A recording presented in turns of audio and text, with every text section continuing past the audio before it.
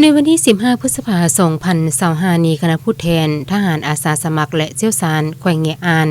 สาธารณรัฐสังคมเวียดนามนำโดยทานห้อยตีเจินวันแห่งพร้อมคณะ 16 ท่านได้มาเยี่ยมยามและหวนคืนพื้นที่บอนตังคายกองพันน้อยที่3กองพันใหญ่176ทหารเขต4สาธารณรัฐสังคมเวียดนามยุคแขวงบริคำไซในบางบันหบให้เกียรติตนรับของทานพันโททองพุทธสุวรรณราชรักษาการประธานสาพันธ์นักรบเก่าแขวงพร้อมคณะที่ได้จัดขึ้นอยู่ห้องการสาพันธ์นักรบเก่าแขวงบริคำไซ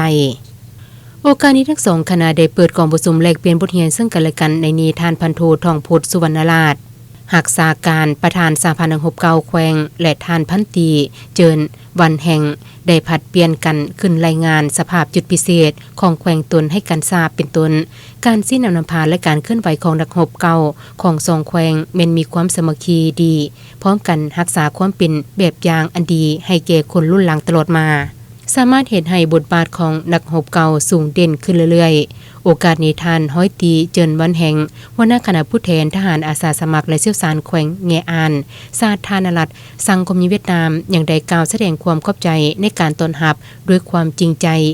มีความอบอุ่นและสนิทสนมของคณะประธานสาพันธ์นักรบเก่าแขวงในครั้งนี้ท่านได้อวยพรให้คณะประธานสาพันธ์นักรบเก่าแขวงและชาวแขวงบริคำไซทุกท่านจงประสบแต่ความผาสุกมีอายุมั่นขวัญยืนตลอดไปและอวยพรให้ความสามัคคีแบบพิเศษและการร่วมมือหอบด้านระหว่าง2ภาค2รัฐ2กองทัพก็คือ2สาพันธ์นักรบเก่าแขวงบริคำไซ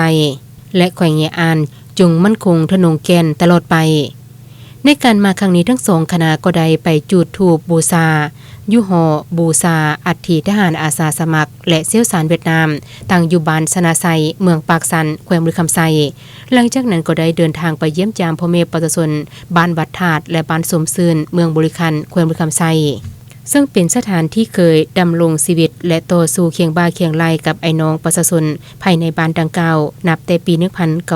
1976 หาปี 1987 ตื่ม